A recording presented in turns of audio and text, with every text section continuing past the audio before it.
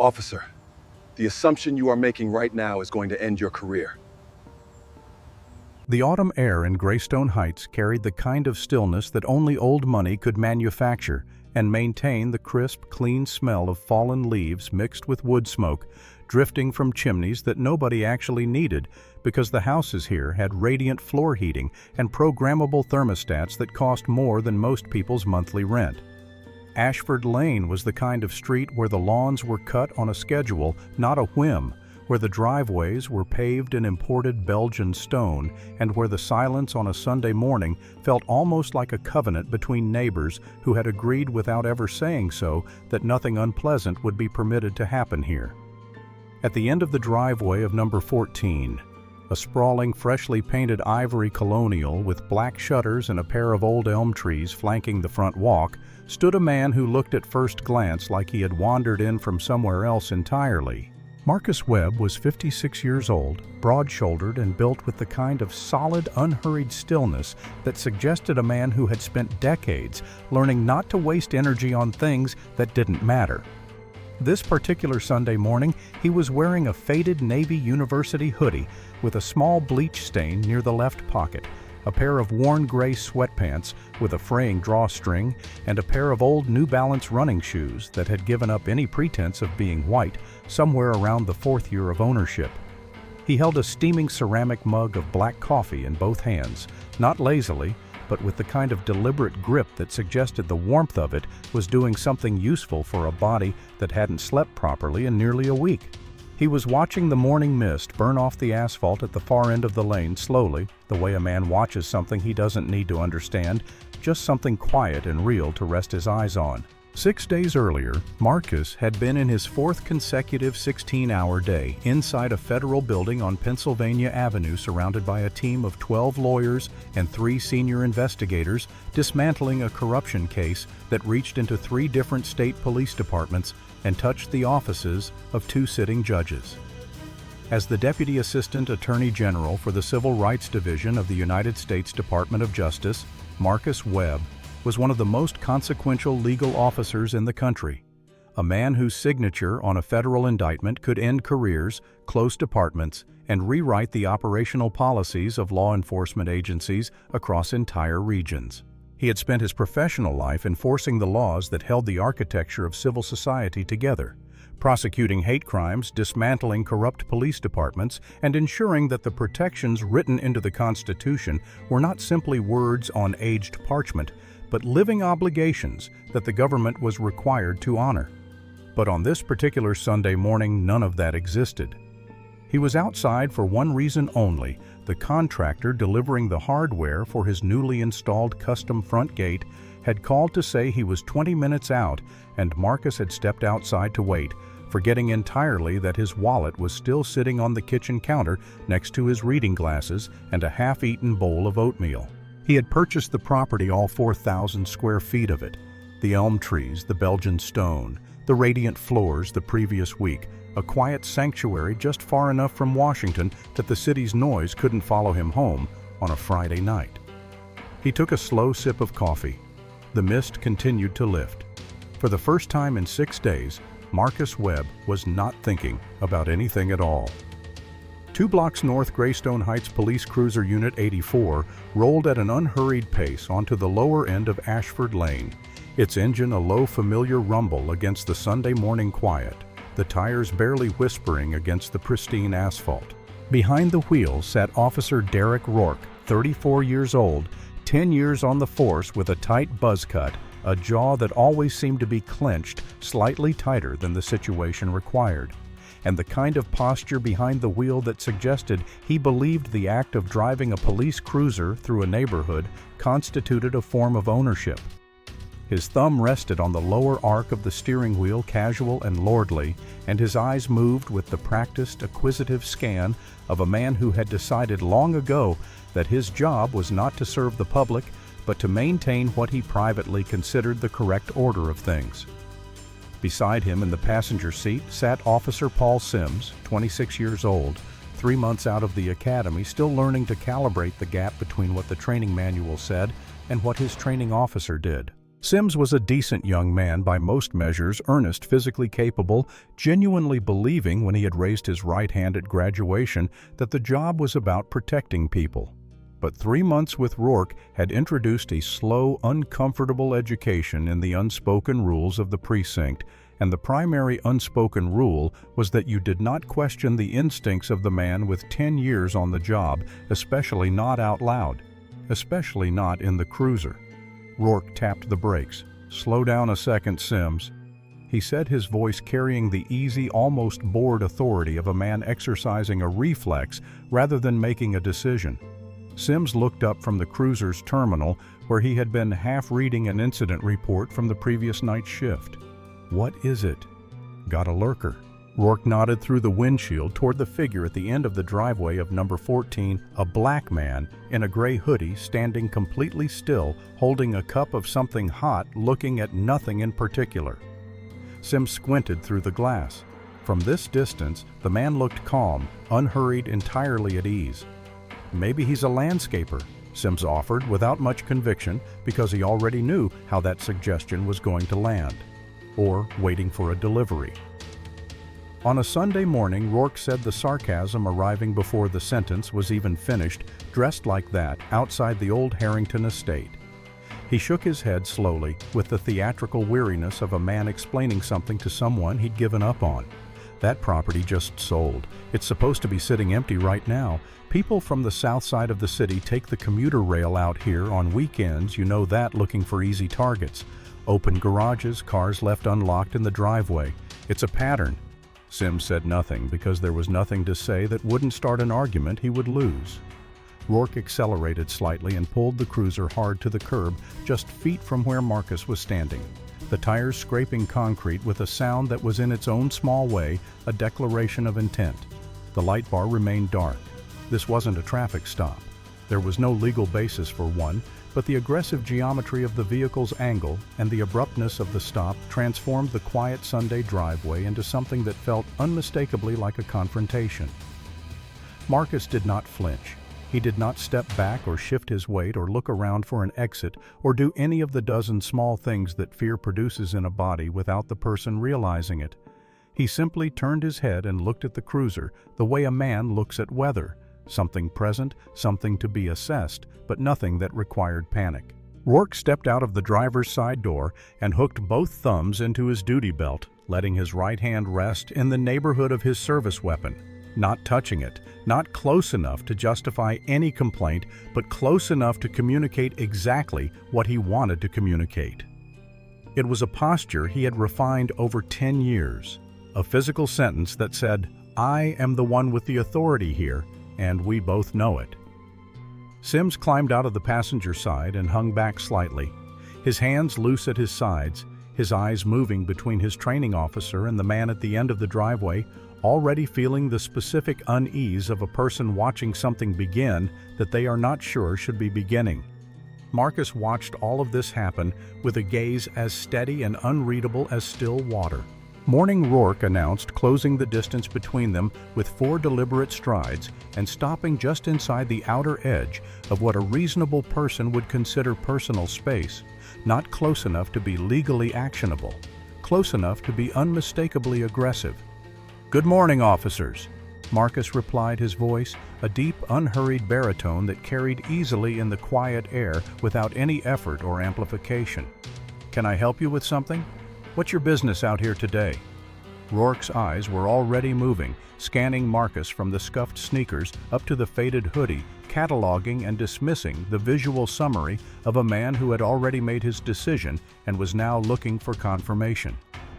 "I'm enjoying my coffee," Marcus said simply, tilting the mug slightly in illustration. "Enjoying your coffee?" Rourke repeated, leaning into the repetition the way people do when they want to make something sound absurd. He glanced back at Sims with a small conspiratorial headshake. "You live around here, I do." "Yeah, where right here?" Marcus gestured toward the colonial behind him, the gesture small and economical as though the answer were obvious because it was. Rourke let out a short, sharp laugh, the kind that isn't really about anything being funny. "Right here." "Sure, buddy." He looked back at Sims again, performing for an audience of one. The Harrington place just sold to somebody from D.C. I know the agent personally. This property is supposed to be vacant.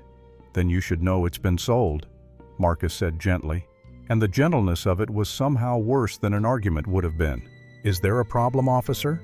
The problem, Rourke said, taking one half-step closer, is that we've had a documented series of burglaries in this area over the past 3 weeks, and right now you are standing outside a recently vacated property in clothes that don't exactly say homeowner.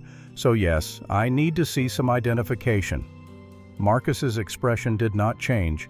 His eyes, however, cooled by approximately 10 degrees in a way that was subtle enough that Rourke didn't notice it. But Sims did. Am I suspected of committing a specific crime? Marcus asked. Rourke's jaw tightened. He hated this, not the question itself, but the calm, matter-of-fact register in which it was delivered, the register of someone who genuinely wanted an answer rather than someone who was stalling or performing. I told you. We're investigating a series of burglaries. Give me your ID, under Terry versus Ohio and the statutes of this state. Marcus said, at exactly the same conversational volume as everything else he had said. You are required to have reasonable, articulable suspicion that I have committed, am committing, or am about to commit a specific crime before you can lawfully demand my identification. Standing on a private driveway drinking coffee does not meet that threshold, so I'm going to politely decline your request. Sims blinked. He had heard the Terry standard in the academy. He had not heard it cited on the street spontaneously by a man in a bleach-stained hoodie without a note in front of him. Sims stepped forward carefully. Hey, look, it's just standard procedure, all right. If you just show us your ID, we can clear this up in 2 minutes, and we'll be out of your hair. Marcus looked at the younger officer, and something in his expression shifted fractionally. Not warmth exactly, but the recognition of a person who might still be reachable. Officer, I left my wallet inside. I stepped out 5 minutes ago to wait for a contractor. I don't have identification on my person, Convenient Rourke said flatly. You are going to give me your name and your date of birth. Rourke continued, his voice dropping into the register he used when he wanted to communicate that the conversation portion of an encounter was over, or I am going to detain you right now for loitering, obstruction of a police investigation, and failure to identify. Your choice. Marcus was quiet for a moment. He looked up at the pale autumn sky just briefly, the way a man looks at something far away, to help himself stay decided about something close. Then he looked back at Rourke, and his voice, when he spoke, had dropped to a register so quiet and so absolute that it seemed to change the temperature of the air between them. Officer, I am going to give you one piece of advice, and I want you to hear it clearly. He paused, not for drama, but because he meant it. Step back, get in your vehicle, and drive away. Because the assumption you are making right now is going to end your career. The warning hung in the crisp morning air between them, complete and heavy, like a sentence already written. Sims felt the hair stand up on the back of his neck. There was something in the way the man had said it, not a threat, not bluster, not the adrenaline voice of someone who was scared and hiding it. It was the voice of someone who already knew the outcome of a thing and was offering a courtesy warning before it arrived. He opened his mouth. He was going to suggest they run the plates on the car sitting in the driveway, or knock on the neighbor's door, or do literally anything other than what Rourke was already doing. Rourke talked over him. Are you threatening a police officer? Rourke said, closing the final distance between them. And then his hand came out and grabbed Marcus's left arm just above the elbow, the grip hard and purposeful. Marcus did not pull away. He looked down at the hand on his arm, then slowly back up at Rourke's face. Remove your hand from my person. I am not a threat. I am not fleeing. You have no legal basis to touch me. You're under arrest, Rourke said, and spun Marcus around with a force that was entirely unnecessary, slamming him chest first into the cold stone pillar of his own driveway gate. The ceramic coffee mug left Marcus's hand and hit the Belgian stone below, shattering into 4 pieces, dark liquid spreading in a slow stain across the pale driveway.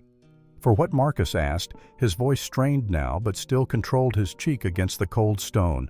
Loitering, disorderly conduct. Resisting, Rourke said, pulling the handcuffs from his belt.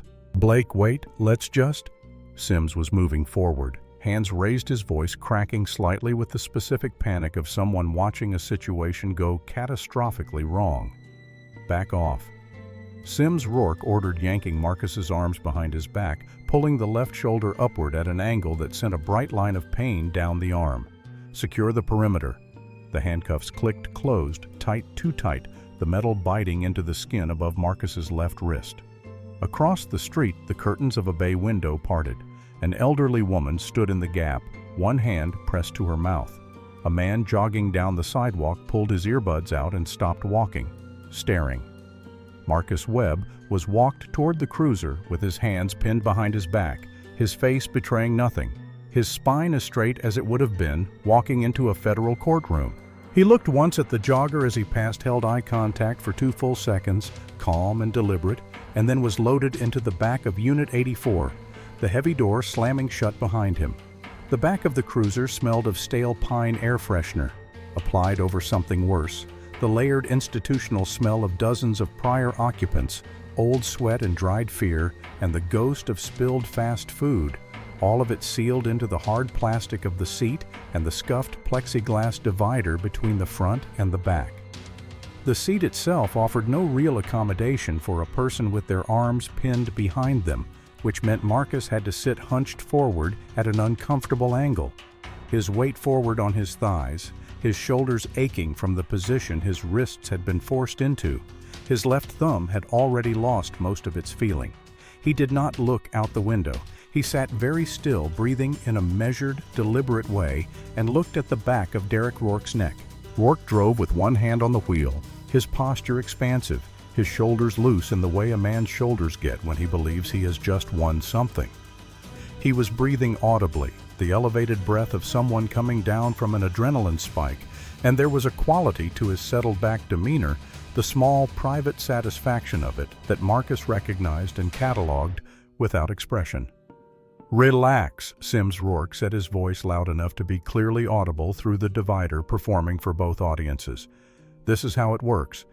Guy reads a Wikipedia article about the Fourth Amendment and thinks he can walk all over a working police officer.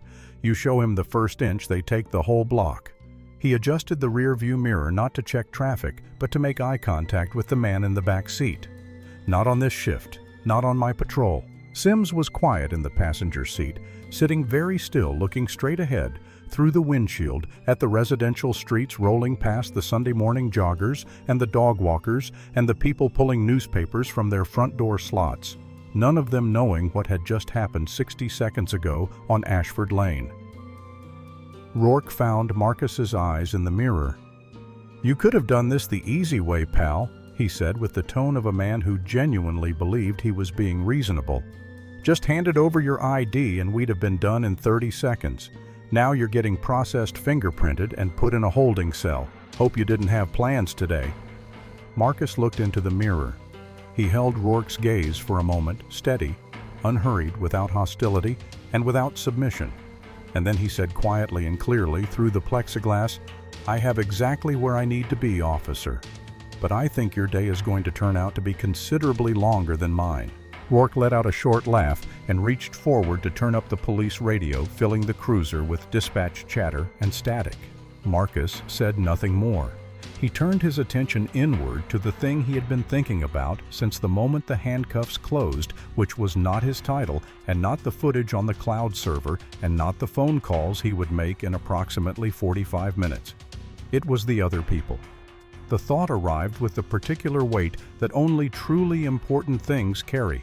The people who sat in this same seat on this same hard plastic with this same smell of institutional fear all around them, and who did not have a federal ID number, who did not have 23 years of constitutional law memorized, who did not have the Attorney General's personal cell number stored in their head, the 19-year-old coming home from a double shift at a warehouse, the 40-year-old father who took a wrong turn through the wrong neighborhood, the college student who forgot his student ID in his dorm room. They sat in this seat with no safety net underneath them, and whatever happened to them in that booking room was simply what happened, and there was no camera on a cloud server, and no federal task force waiting in the wings. And the thing that Derek Rourke did to Marcus Webb this morning was not an aberration or a one-time miscalculation. It was a practice refined and comfortable and largely consequence-free until this particular Sunday. Marcus made a decision, quiet and absolute, sitting in the back of Unit 84 with his left thumb numb and his coffee cooling in pieces on his Belgian stone driveway. He would not announce himself early. He would let the trap close completely. The cruiser pulled into the sallyport of the Greystone Heights Police Department, the heavy concrete walls rising on both sides, the engine cutting out the fluorescent overhead of the intake bay, flooding the interior with its particular brand of colorless exposing light. The heavy steel door of the station interior stood ahead, solid and indifferent. Marcus waited. The booking area of the Greystone Heights Police Department was a room that had been designed intentionally or not to make a person feel small. The ceiling higher than necessary, the walls painted the institutional off-white of rooms where decisions are made about other people's lives, the fluorescent lighting overhead, the kind that flattened everything underneath it into the same washed-out, slightly unreal quality. It smelled of bleach and burnt coffee, and the specific odor of a space that processed a certain kind of human experience on a repetitive daily basis and had absorbed it entirely into its walls.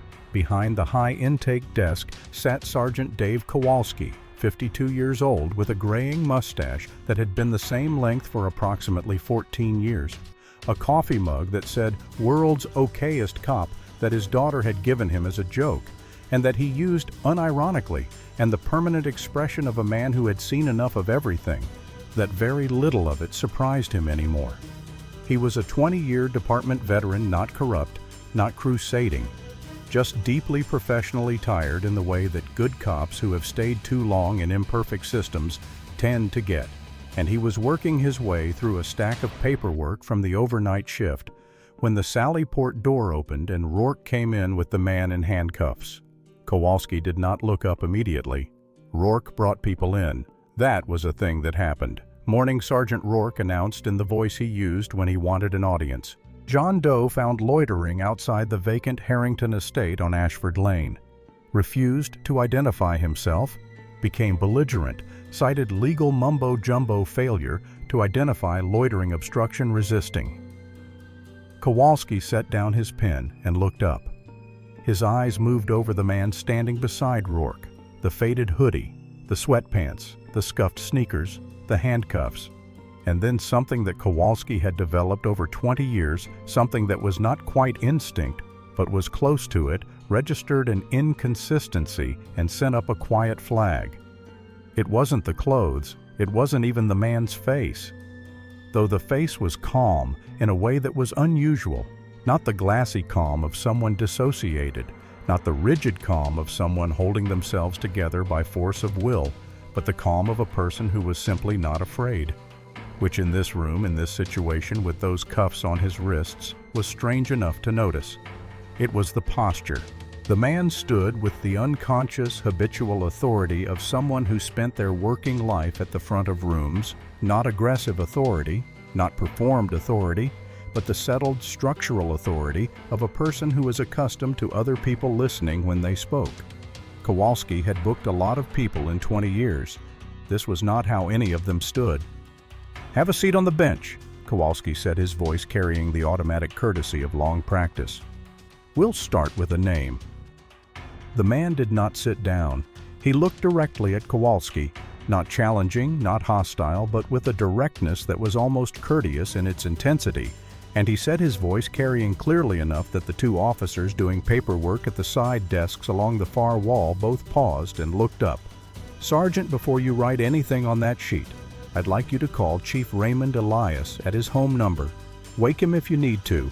Tell him to come to the precinct immediately." A brief pause. "I'll wait." Rourke laughed a genuine laugh, full-throated, the laugh of a man who was genuinely entertained and also slightly relieved because laughter was easier than the alternative, which was the small, cold prickle of uncertainty that had been working its way up the back of his neck since the man had cited Terry versus Ohio from memory in a bleach-stained hoodie. "Listen to this guy," Rourke said. "He wants to talk to the chief." The two officers at the side desks looked at each other. Kowalski did not laugh. He looked at the man standing in front of his desk. Handcuffs on coffee mug, long gone left wrist marked with the beginning of a bruise along the cuff line, and asked the question that 20 years of reading people had given him the sense to ask.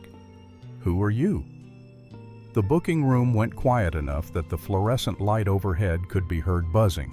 Marcus took one slow breath, the kind that is not about steadying nerves, because the nerves were already steady, but about giving a moment the space it deserved.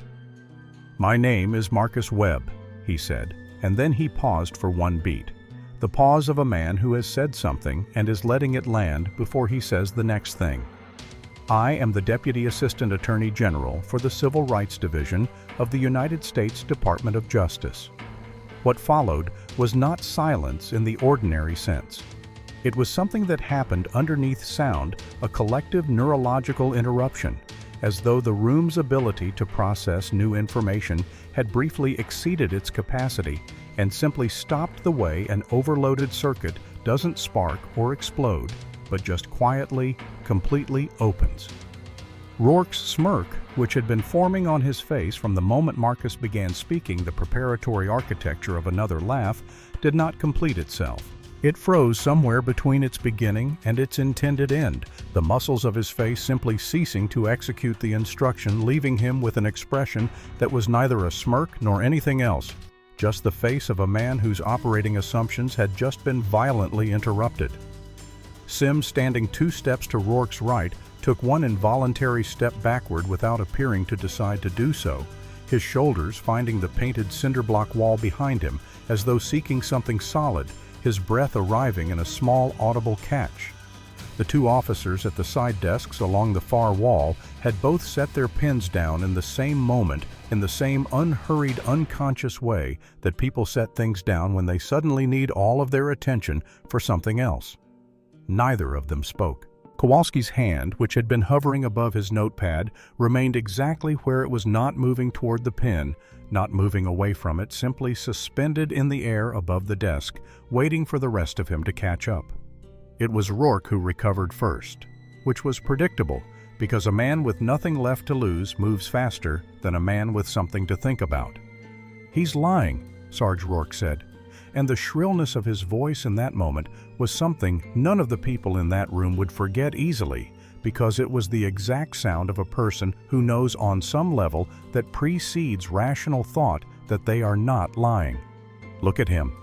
He's a squatter. He's trying to hustle us. He's—" "Shut your mouth, Derek." Kowalski said it without volume, which made it considerably more effective than if he had shouted, and Rourke stopped speaking as though a switch had been thrown. Kowalski looked at Marcus. "Sir, you understand that impersonating a federal official is a felony under federal law. I am intimately aware of Title 18 United States Code." "Section 912, Sergeant Marcus said in the tone of a man citing a familiar reference. "My federal identification number is Alpha 7942. You'll find me listed directly under the Attorney General's Executive Staff Directory in the NCIC Federal Portal. I would suggest you open your terminal type in that number and do it fairly quickly." Kowalski did not wait. His fingers moved across the keyboard with a speed that surprised even him, bypassing the local county databases he used 100 times a day, going directly to the federal portal he had accessed perhaps twice in 20 years. The booking room was so completely quiet that the individual keystrokes were audible, each one landing in the silence like something being counted. Rourke stood very still. The color in his face, which had been high with adrenaline and the flush of authority since the moment he'd stepped out of the cruiser on Ashford Lane, was draining in a way that was visible and gradual and awful to witness. Not a sudden blanching, but a slow recession, like watching a tide go out. Sims had his back against the wall and was breathing carefully. Kowalski hit enter. The screen loaded. 3 seconds passed, 3 seconds that had the specific geological weight of time in situations where the outcome of many things is being decided simultaneously. And then the federal portrait appeared. It was a high-resolution official photograph, the kind taken against a neutral background in a government building, and the man in the photograph was wearing a charcoal Tom Ford suit with an American flag pin on the lapel and an expression of composed, unhurried authority. And beneath the photograph, in clean, bold federal typeface, the text read, Marcus D. Webb, Deputy Assistant Attorney General, Civil Rights Division, United States Department of Justice. Security clearance, top secret/CI. Kowalski looked at the screen. Then he looked at the man standing in his booking room in scuffed New Balance sneakers with handcuffs on his wrists. It was the same jaw, the same eyes, the same expression, the composed, unhurried authority that had been sitting in the photograph for however long it had been there, and that was standing in this room right now in a bleach-stained hoodie, waiting with infinite patience for whatever happened next. "Dear God," Kowalski said very quietly, and then he kicked his chair back so hard it hit the wall behind him with a crash that made Sims flinch. "Sims, get those cuffs off him, right now." "Don't touch me, Officer Sims," Marcus said sharply and clearly, and Sims froze, mid-lunge, key already in hand. Marcus's voice had not risen. It was still the same measured, deep baritone, but it carried the absolute authority of a man issuing a legal instruction. And everyone in the room understood instinctively that it was a legal instruction and not a preference. "No one removes these handcuffs until Chief Elias is standing in this room personally as a witness to the condition in which I was brought into this facility." He paused. "Furthermore, Sergeant, I want the hard drive from Officer Rourke's body camera and the dash camera from Unit 84 pulled immediately, sealed, and entered into an evidence locker under my direct supervision. If a single frame of footage from this morning is missing, altered, or reported corrupted, when the FBI arrives, I will have federal agents executing search warrants on this building before the lunch hour." The room did not move. Rourke made one final attempt, his voice cracking badly, the desperation audible in every syllable, the last lunge of a man going under siding resistance, physical aggression, threatening posture, officer safety. Marcus turned and looked at him directly for the first time since they had left Ashford Lane. "Officer Rourke," he said, and the way he said the name was the way a prosecutor reads a name into a court record, precise, permanent, without animosity. "You grabbed my arm without legal basis. You slammed me into a stone pillar. You applied excessive force during an unlawful arrest. You then moments ago told your sergeant that I was physically aggressive toward you, knowing that statement to be false, knowing that Officer Sims would be asked to corroborate it." He let that settle for one beat. Every one of those acts constitutes a federal crime under 18 U.S.C. Section 242, deprivation of rights under color of law. And I have been prosecuting cases exactly like this one for 23 years. One more beat. So I want you to be very careful about anything else you decide to say in this room, because everything you say from this point forward is being heard by a senior official of the United States Department of Justice. Rourke stared at him. He had nothing left. 25 minutes went by in the booking room of the Greystone Heights Police Department, and those 25 minutes had a texture unlike any that most of the people present had experienced in a professional setting before. A thick, suspended, suffocating stillness, like the air pressure in a room where everyone knows something important is about to happen, and nobody has anything useful to do while they wait for it. Marcus stood exactly where he had been standing since the moment he finished speaking, in the center of the booking room floor, handcuffs on posture.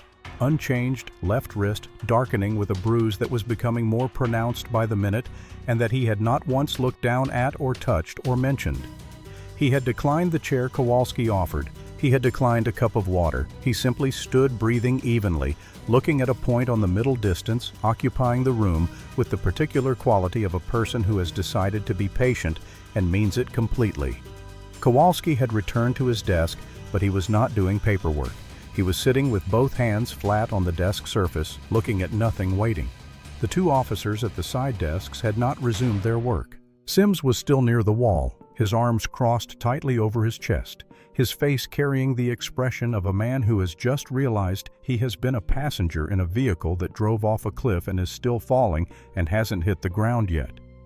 Rourke had moved to the far corner of the room near the door that led to the holding cells and was standing there with his arms at his side staring at the floor, and he had not said a single word since Marcus had finished speaking, which was in its own way the most frightening thing about him. The glass doors at the front of the precinct flew open. Chief Raymond Elias was 58 years old, broad, with silver-gray hair that was usually immaculately kept, and a face that was usually composed in the practiced genial expression of a police chief who had learned that politics were as important as policing. He was not composed now. He was wearing sweatpants, a water-repellent windbreaker with the Greystone Heights PD crest on the breast, and the expression of a man who had been handed information on a phone call that he did not want to be true and had driven across town at a speed that was probably inadvisable to find out that it was. He came through the doors, and his eyes swept the room, Kowalski behind the desk, Sims against the wall, Rourke in the corner, and then they found Marcus standing in the center of the floor in handcuffs, and Chief Elias stopped walking. He recognized Marcus Webb. It took approximately 1.5 seconds, the specific terrible duration of a recognition that carries catastrophic implications. And then the recognition was complete because 8 months prior at a joint federal-state policing conference held at a hotel near Dulles Airport, Marcus Webb had been the keynote speaker, and Chief Raymond Elias had been in the fourth row, and they had spoken briefly at the reception afterward about the department's use of force data, and Marcus had handed him a card. Elias had kept the card. "Mr. Webb," Elias said, and the sound of it in the room, the "sir" named the register of it, the involuntary deference told everyone present everything they needed to know about the magnitude of what had just occurred. He crossed the room in quick strides and looked at the handcuffs and then looked at Kowalski. "Keys. Give me the keys right now." Kowalski held them out. Elias took them, and his hands were shaking badly enough that he dropped them twice on the floor before managing to insert the key and release the cuffs, which fell away and hit the linoleum with a hollow metallic sound that seemed very loud in the quiet room. Marcus brought his arms forward slowly, deliberately, and the red indentations left by the cuffs were immediately visible on both wrists, deep, angry marks that would be documented, photographed, and entered into the federal record within the next 4 hours. He looked at them for a moment, not with pain and not with drama, just looked at them the way you look at evidence. Then he looked at Elias. Elias was already talking the instinctive, damage control language of an institutional leader, watching his institution catch fire. Catastrophic misunderstanding does not represent the values of this department. Officer Rourke does not speak for who we are. This will be handled with the full force of internal disciplinary process internally. Internally, Marcus said. He said just the word, just the one word, and said it quietly, the way you might turn something over in your hand to look at the underside of it. Elias stopped speaking. Chief Elias, Marcus said, and his voice was careful and even and without rage, which somehow made every word land with more weight than rage would have. A man was standing in his own driveway this morning, holding a cup of coffee, waiting for a contractor. He was doing nothing illegal, nothing suspicious, nothing that would have warranted a second glance from any reasonable officer on any reasonable morning. Your officer drove up, decided based on what the man was wearing and what he looked like that he didn't belong on that street, and proceeded to physically assault him and place him under false arrest. He paused. If this is what happens to a senior official of the United States Justice Department, a man with 23 years of federal service and a security clearance in broad daylight on a Sunday morning, I want you to tell me honestly what happens to a 20-year-old coming home from a night shift at a gas station. What happens to a man who drives a delivery route through the wrong zip code? What happens to people who don't have my title to fall back on? Elias had no answer.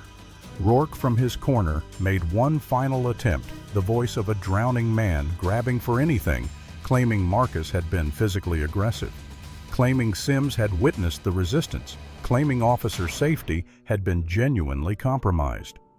Sims slowly, silently shook his head. His eyes were wet. He would not lie, not to this man, not in this room, not about this. Marcus looked at Rourke for a long moment, and when he spoke again, it was with the quiet, final precision of a man closing a case file. Chief Elias, the property at 14 Ashford Lane, was purchased from a technology executive who was, by his own description, extremely particular about security. The property runs a military-grade 4K perimeter surveillance system with parabolic microphones capable of capturing audio at a range of 60 feet. He let that land for one beat. The entire encounter, from the moment Officer Rourke's cruiser pulled to the curb on Ashford Lane to the moment he applied these handcuffs to my wrists, is stored in its entirety on an encrypted cloud server. My security team at the Department of Justice was instructed to preserve and download that footage 40 minutes ago.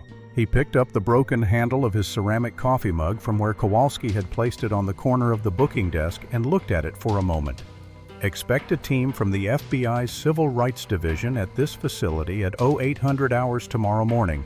Have your legal counsel present and your records accessible. He set the broken handle back down.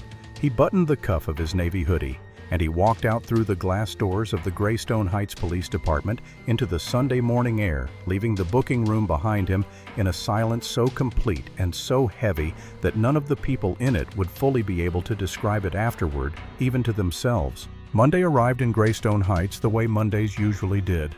The quiet residential streets filling slowly with the sounds of cars backing out of driveways, garage doors descending the neighborhood resuming its ordinary rhythm as though Sunday had been like any other Sunday, which for most of its residents it had been. By 7:45 in the morning, 3 black federal SUVs with government license plates had already parked in a line along the curb in front of the Greystone Heights Police Department precinct building. By 7:58, 6 FBI agents from the Civil Rights Division were standing at the front entrance, warrant documentation in hand, waiting for the clock to reach the hour their instructions specified. At exactly 8 a.m., they walked in. They did not stop at the front desk where the duty officer stood with the particular expression of a man who knows something is happening that he has no power to prevent. They did not speak with the police union representative who had been sitting in the lobby since 7:30, a leather portfolio on his lap, already composing the statement he hoped to deliver. They went directly to the records room, presenting federal warrants that authorized the seizure of 10 years of traffic and pedestrian stop data, all internal affairs, complaint files, all use of force incident reports, and every hard drive from every dashboard camera in every vehicle in the department's fleet. They carried it all out in bankers' boxes methodically, without drama, loading them into the backs of the SUVs, while residents of Greystone Heights slowed their cars and watched from a cautious distance. The Department of Justice had formally opened a pattern or practice investigation into the Greystone Heights Police Department, not into Officer Rourke, specifically not into a single incident, but into the entire institution. The full accumulated weight of a decade's worth of decisions, policies, and practices that had created the conditions under which a senior federal official could be physically assaulted in his own driveway on a Sunday morning while holding a cup of coffee. Before 9 o'clock, Officer Derek Rourke had been placed on immediate suspension without pay and escorted from the building by 2 officers who had worked alongside him for years and could not manage to look at him directly as they walked him out. He handed in his badge and his weapon at the sergeant's desk. Kowalski's desk, though Kowalski had made a point of being in the back room when it happened, and walked out through the front doors into the October morning. The police union representative intercepted Rourke on the front steps and began speaking quickly. Promises of representation, assurances of process, the language of institutional protection that had shielded officers like Rourke from consequence for long enough that they had stopped believing consequence was something that applied to them. Rourke barely seemed to hear him. He stood on the steps of the precinct, squinting against the morning light, looking at the line of federal SUVs at the curb, and something behind his eyes had the quality of a man trying to locate in his memory the exact moment when he had made the decision that led him to this one, the precise turn in the road where the alternate path had been available and he had chosen not to take it. He did not find it because there had not been a single turn. There had been 10 years of small ones, each one so minor as to be nearly invisible. each one making the next one easier and easier and easier until standing on a driveway and deciding that a black man in a hoodie couldn't possibly belong to a house that cost $2 million felt like instinct rather than choice. And the difference between those two things was precisely what the federal investigation was going to spend the next 18 months documenting. The union rep was still talking. Rourke looked at the ground. Inside the precinct, the FBI agents continued their work in the orderly, unhurried manner of people who had done this before and knew exactly how long it took and saw no particular reason to rush. They were not here to punish. They were executing a mandate, collecting the raw material of an institutional record that would either justify or refute what the DOJ already suspected, that what had happened to Marcus Webb on Ashford Lane was not an anomaly, but a practice, and that the practice had been operating without meaningful interruption for a very long time. The bankers' boxes filled. The SUVs sat at the curb. The neighborhood watched. The footage from the 14 Ashford Lane perimeter security system was released to the federal grand jury on a Thursday morning, 3 weeks after the arrest, in a sealed proceeding that lasted 4 hours and resulted in the grand jury asking to see 2 of the 7 camera angles a second time. Not because the first viewing was unclear, but because what it showed was stark enough that the jurors, who were experienced citizens accustomed to weighing difficult evidence, needed to see it again, to be certain they had seen it correctly. What the camera showed was this: a man standing at the end of a private driveway on a Sunday morning, holding a mug of coffee with both hands, his feet still, his posture relaxed. Looking at nothing in particular, the posture of a person doing absolutely nothing. A police cruiser approaching at a pace that was slower than traffic and more deliberate than a patrol pulling hard to the curb at an angle that was not the angle of a vehicle stopping to park. One officer getting out and approaching with his thumb near his weapon.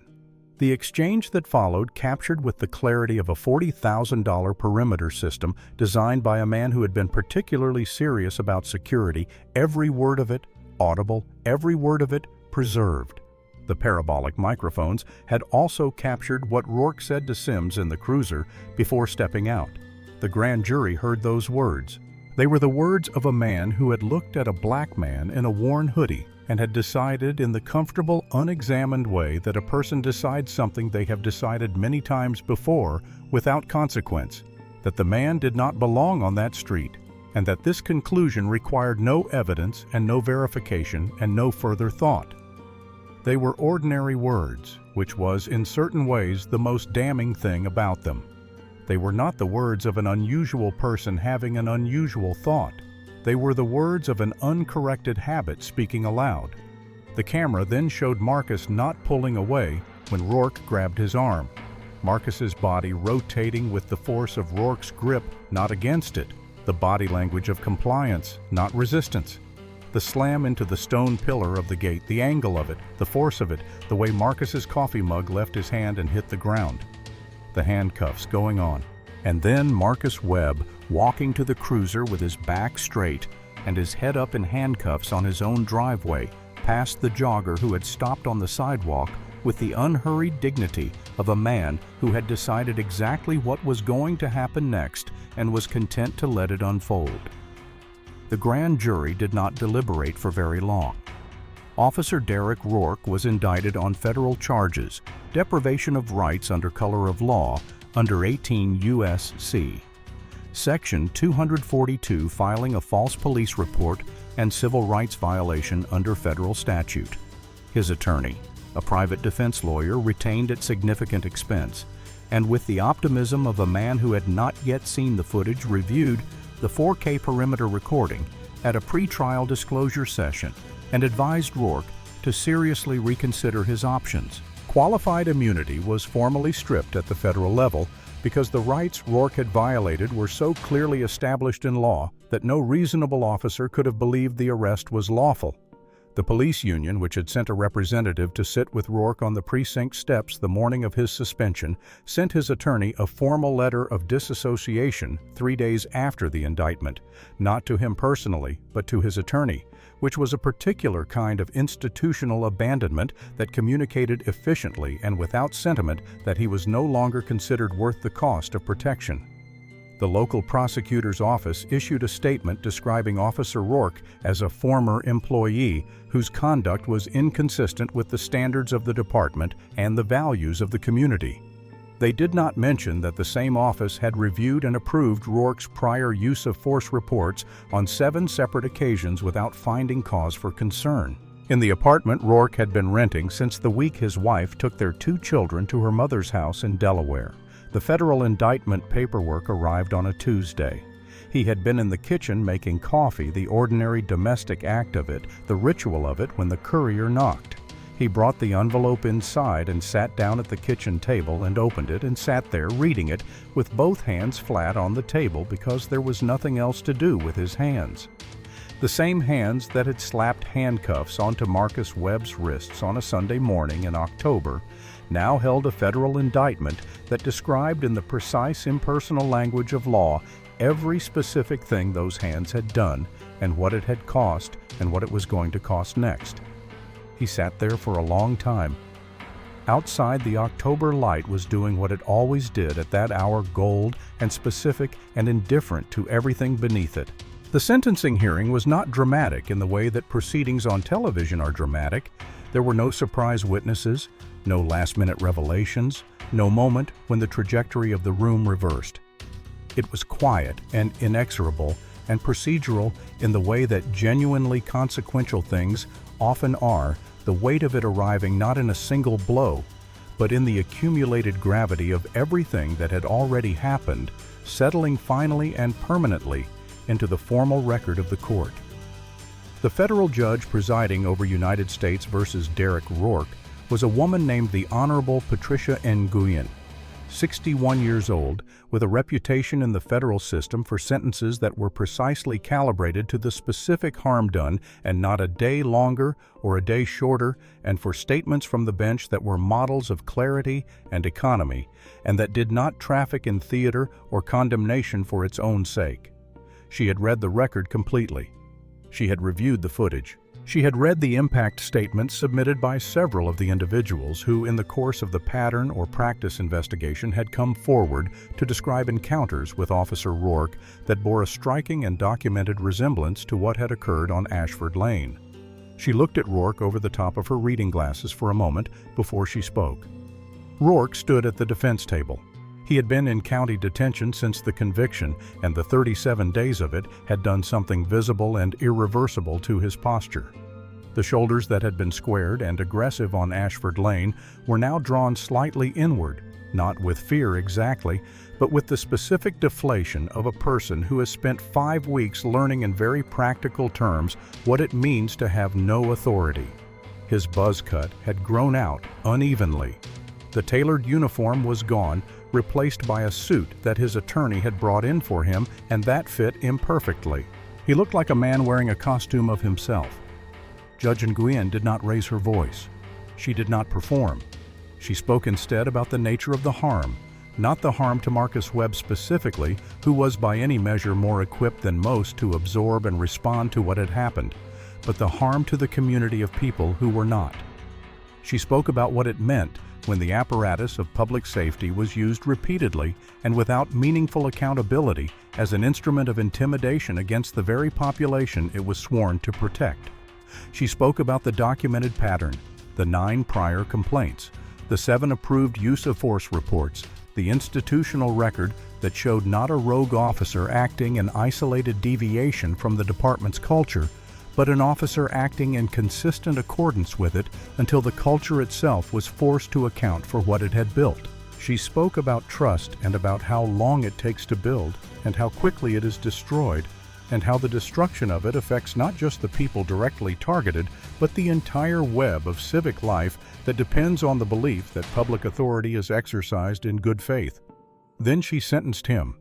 52 months in federal custody, mandatory minimum, no possibility of early release. The gavel came down, not violently, just firmly, the way things end when they are truly over. Rourke's legs did not give way, but they seemed to consider it. The morning of transport came 3 weeks later on a gray November Tuesday, and it arrived the way all institutional mornings arrive, without ceremony, without accommodation for the particular individual. The same procedure applied to him as to every other person who had moved through that process before him. He was in civilian clothes when they transferred him to the transport restraints. And then he was in restraints, and then he was in the vehicle, and the vehicle was moving, and Greystone Heights was behind him, and everything that had constituted his life in Greystone Heights, the cruiser, the duty belt, the authority that had felt so solid and so permanent on an October Sunday morning, was behind him too. The Federal Correctional Facility was 2 hours south, a low, sprawling complex of concrete and reinforced fence that announced itself from the highway as a place designed to contain rather than welcome. And when the transport vehicle pulled through the first gate, and then the second and the third, and the gates closed behind it, in sequence, each one adding another layer of separation from everything on the other side, Rourke sat in his seat and looked at the floor and did not look up. Processing was methodical and thorough and entirely indifferent to his feelings about any part of it. His civilian clothes were taken. He was given a shower that was cold at first and then briefly inadequately warm. He was given a uniform orange, the particular institutional orange that exists nowhere in the natural world, the color that has been made to mean one specific thing, and he put it on. And when he put it on, he was no longer Officer Derek Rourke of the Greystone Heights Police Department badge, number 411, 10-year veteran. He was a number read to him by a corrections officer who was looking at a clipboard and did not look up. A number that would precede his name on every document, every record, every interaction for the next 52 months. He was walked to his cell block by 2 corrections officers who did not speak to him beyond the minimum necessary instructions. And the cell block was a multi-tiered concrete structure filled with the kind of noise that never fully stops, voices from cells above and below. The institutional clang of steel doors, the relentless fluorescent overhead light that made time of day a theoretical rather than observable concept, the smell of industrial cleaner over something older and more permanent that no amount of cleaning had ever fully addressed. He walked the center tier with his eyes down. He had been in this building for 40 minutes, and the men on the tiers already knew who he was and what he had done, because information in a federal facility moves faster than it moves anywhere else. And the information that moves fastest is information about police officers, because there is a population in every federal facility for whom that information is personally relevant.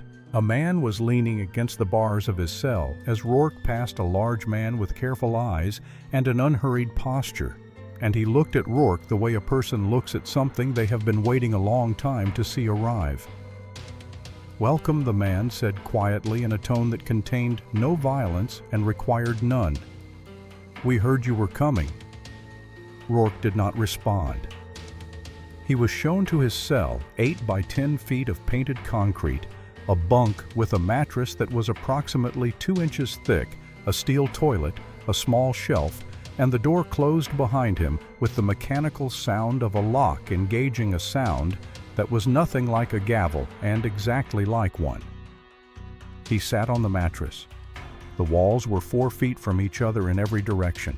He thought without deciding to think it about a stone pillar on a Belgian stone driveway and a coffee mug breaking on the ground and a man walking to a police cruiser with his head up in handcuffs on his own property on a Sunday morning. He had been so certain in that moment that he was the one with the power. He sat with that for a long time in the small, concrete, utterly quiet room, and the 52 months ahead of him began. The institutional consequences of what Derek Rourke had done on Ashford Lane did not arrive all at once. They arrived the way serious consequences usually do, in waves, each one reaching a little further than the last, each one touching something that the previous wave had not quite reached until the full shape of the damage was finally completely visible.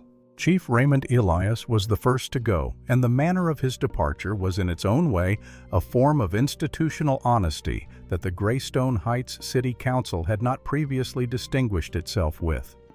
6 weeks after the arrest facing the political reality of a federal pattern or practice investigation, the documented record of a decade's worth of use of force complaints that had been reviewed and approved under his watch, and the specific irrefutable optics of a senior DOJ official having been physically assaulted in his own driveway by one of Elias's officers, the City Council voted unanimously to accept what was described in the public statement as the chief's retirement. There was no ceremony. There was no commemorative dinner, no department-wide send-off in the parking lot with a line of cruisers flashing their lights. On a Tuesday afternoon in late November, Raymond Elias carried a cardboard box out of his office, walked through the precinct to the back exit, got in his personal vehicle, and drove away. And the career that had taken him 31 years to build was over before the sun had finished setting. Officer Paul Sims received a formal notice of disciplinary action for failure to intervene, a violation of the department's duty to act policy, which required officers who witnessed excessive force to physically step in and stop it, a requirement that Sims had known about and had not in the crucial moment acted on. His union representative made the argument that Sims had been 3 months out of the academy and under the authority of a senior training officer, and that the power dynamic of that relationship had meaningfully constrained his ability to act. And there was truth in that argument, enough truth that it was taken seriously by the investigators who reviewed the case. What ultimately determined the outcome for Sims, more than any procedural or mitigating argument, was that he had refused to lie. When the moment arrived in the booking room with a federal official standing in handcuffs, asking him to confirm or deny whether Marcus Webb had been physically resistant, Sims had shaken his head and looked at the floor, and that small, quiet act of choosing truth over self-protection under circumstances where the consequences of that choice were not yet clear to him was the thing that Marcus Webb cited specifically when the DOJ's recommendations on Sims's case were being drafted. He received a 6-month suspension without pay, a demotion of 1 rank, and permanent reassignment to administrative duty desk work records, internal coordination. He would not ride in a patrol cruiser again, would not carry a weapon in the field, would not have the authority he had believed at 23 that he was signing up for when he raised his right hand at graduation. He kept his job and his freedom and his pension, which were not small things, and he accepted the terms of his disposition without appeal, because he understood with a clarity that the preceding months had provided at considerable personal cost that the terms were fair. It was not a happy ending for Sims, but it was a just one, and those two things are not always the same. The Greystone Heights Police Department, under the terms of a federal consent decree negotiated over 3 months of intensive federal oversight, was required to implement a comprehensive set of structural reforms, the word reform barely adequate to describe what was actually being demanded, which was a fundamental change in the relationship between the institution and its accountability mechanisms. Every use of force policy in the department was rewritten from the foundation. Implicit bias training was made mandatory for every sworn officer, administered annually and documented. A civilian oversight board was established with genuine investigative authority, not advisory, not recommendatory, but binding with the power to review complaints, compel testimony, and issue findings that the department was legally required to respond to. All pedestrian and vehicle stop data was to be collected, analyzed for disparities, and published publicly on a quarterly basis, available to any resident who wanted to read it. The consent decree was significant, not because it punished the people who had allowed things to get to this point. Punishment had already been distributed in various forms to the people most directly responsible, but because it changed the architecture of the institution itself, the embedded structures of authority and accountability that had made it possible for Derek Rourke's habits to develop and persist and compound over 10 years without meaningful interference. Marcus Webb had not pursued a private civil lawsuit against the city or the department, though he had every legal basis to do so. A private settlement reached through the city's insurance carrier would have resulted in a payment funded by taxpayers, the very people who deserved protection, not a bill, and would have allowed the police union and the department's leadership to manage the narrative, contain the damage, and preserve the institutional culture that had produced the problem in the first place. He was not interested in a check. He was interested in a consent decree and a civilian oversight board and 10 years of traffic stop data in the hands of federal investigators, and that was what he had, and it would outlast the names of everyone involved in the incident on Ashford Lane. Mrs. Eleanor Vance had lived at number 11 Ashford Lane for 41 years in a pale yellow Victorian that she and her late husband Gerald had purchased the year they got married, and had never once considered leaving, not through the neighborhood's lean years in the 90s, and not through the real estate pressures of the years that followed, because it was home in the way that only a place you have truly lived in becomes home, accumulated and specific and irreplaceable. She was 78 years old, white widowed for 6 years, and on the Sunday morning in October, when the police cruiser had pulled hard to the curb outside number 14 and the officer had gotten out and started the confrontation with the black man in the navy hoodie, Eleanor Vance had been standing at her bay window with a cup of chamomile tea watching it happen. She had watched all of it.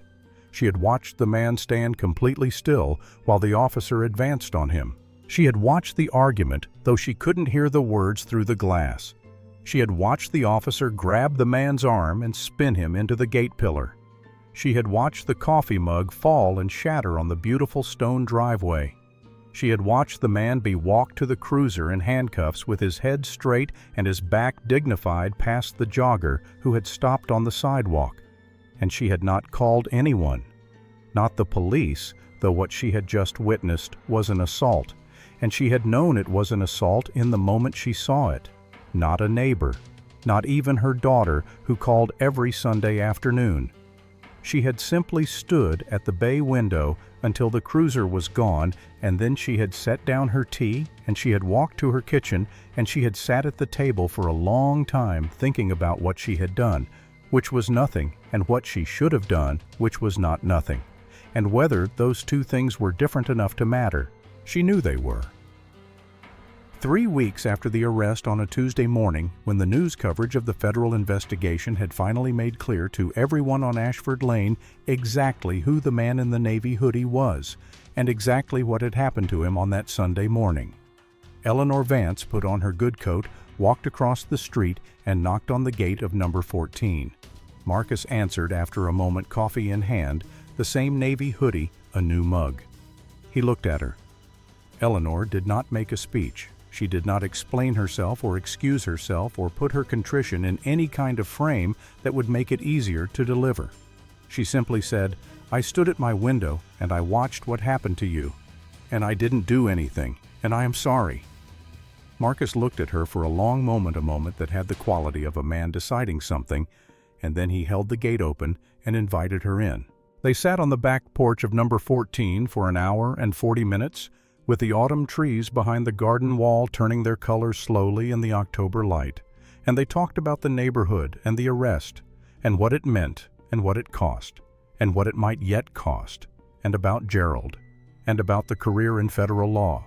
Marcus didn't often talk about at home, and about what it felt like to live 41 years on a street and realize at 78 that there were things about it you had not seen clearly enough. When Eleanor Vance was appointed as the first civilian chair of the Greystone Heights Police Oversight Board 6 months later, it was not because anyone had suggested her. She had applied on her own in January on a Tuesday morning, and her application letter had been 3 sentences long and had not mentioned Ashford Lane once. 6 months after the morning of the arrest, the autumn came around again on Ashford Lane. The same season, the same quality of light, the same crisp edge in the air that made the whole street smell faintly of fallen leaves and cold stone, and the particular irreplaceable smell of early morning in a place where the trees are old enough to have seen many autumns come and go without ceremony or explanation. Marcus Webb stood at the end of the driveway of number 14 on a Sunday morning, the same time approximately as the Sunday morning 6 months before, wearing the same faded Navy University hoodie and the same scuffed New Balance sneakers, and holding a steaming black coffee in both hands. The wrought iron gate that the contractor had delivered the hardware for on the morning of the arrest stood behind him now, installed and permanent, its dark scrollwork neat against the ivory of the house's exterior. The Belgian stone driveway had been repaired where the coffee mug had shattered, and there was no visible mark remaining, though Marcus knew exactly where it had been. A Greystone Heights police cruiser rolled slowly onto Ashford Lane from the northern end, moving at patrol speed, unhurried, the engine quiet in the Sunday morning stillness. Marcus watched it come. The cruiser slowed as it approached number 14, not with the aggressive geometry of a vehicle pulling hard to the curb, not with the deliberate territorial slowing of a man who has decided someone doesn't belong, but with the ordinary deceleration of a driver who sees a neighbor and wants to say good morning. The passenger window came down. The officer inside one of the department's new hires, brought in under the reformed command structure, 28 years old with an easy professional manner and no particular history. With Ashford Lane looked out with the straightforward, uncomplicated courtesy of a person doing a job they take seriously. "Good morning, Mr. Webb," the officer said, and the easy familiarity of his own name in that context, on that street, from that vehicle on a Sunday morning, arrived in Marcus's chest in a way he hadn't quite anticipated, small and quiet and real. He raised his coffee mug. "Good morning, officer. Stay safe out there." The cruiser continued on its way, moving down the lane in the easy, unhurried manner of a patrol that was not looking for anything in particular, but was present and available for whatever the morning needed. And then it turned at the far end of the lane and was gone. Marcus stood there a moment longer, holding his coffee, watching the place where the cruiser had been. The morning mist was doing what it always did at this hour, lifting slowly off the asphalt, burning away in the pale October sun, revealing the street beneath it exactly as it had always been, ordinary and specific and entirely real. He took a slow sip of coffee. He went back inside. Derek Rourke will serve his sentence in a federal facility 2 hours south of the neighborhood where he once felt entirely in charge of things. And when he comes out, if his conduct permits early review, which is not guaranteed, the world that existed on Ashford Lane on that October Sunday will not be waiting for him. The badge will still be gone. The file will still exist. The footage from the 4K perimeter system will still be in the federal record, and it will still show with perfect clarity every choice he made in the approximately 11 minutes between parking the cruiser and slamming the handcuffs closed. He is not a monster, which is the uncomfortable thing. He is the ordinary product of a culture that was never required to correct itself, and the consent decree, the oversight board, and the 10 years of traffic stop data now being analyzed by federal investigators exist in part because of what he did. And that is a strange and uncomfortable kind of legacy to leave behind. Marcus Webb returned to work the following Monday morning, walked into the federal building on Pennsylvania Avenue, poured himself a coffee, and sat down in front of the corruption case he had been buried in for 6 days before the arrest. He did not tell his colleagues what had happened on Sunday. It had already been documented, reported, and entered into the federal record. It did not need to be a story. It was evidence, and evidence speaks for itself, and he had other work to do. If you've called out injustice and waited for real accountability only to wonder whether the system ever actually corrects itself, this story is the answer. Leave a comment telling us what you would have done in Marcus Webb's position. And if you believe nobody should be above the law and nobody should be beneath its protection, subscribe to our channel and ring the bell, because we have more stories exactly like this one, and they are waiting for you.